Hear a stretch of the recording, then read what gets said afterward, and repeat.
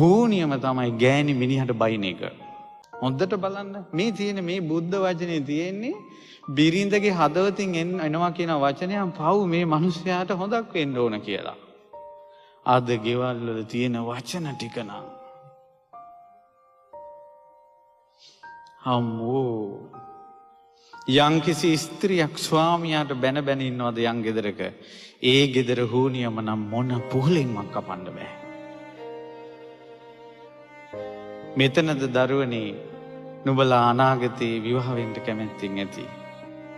යම් දවසක ඔබ විවාහ වුණාට පස්සේ ස්වාමියාට බයිනවා නම් දෙස් දෙවොල් තියෙනවා නම් තෝ කියලා කියනවා නම් ඒ ගෙදර පිරිහීමක් මිසක්ක දියුණුවක් නැහැ.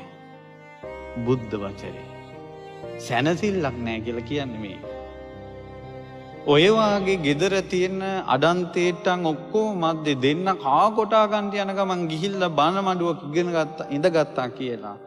ඔවුන්ගේ සකල ක්ලේශයන් නසන්ට එක වචනයක් කියන්න අද බුදුරජාණන් වහන්සේ නැහැ.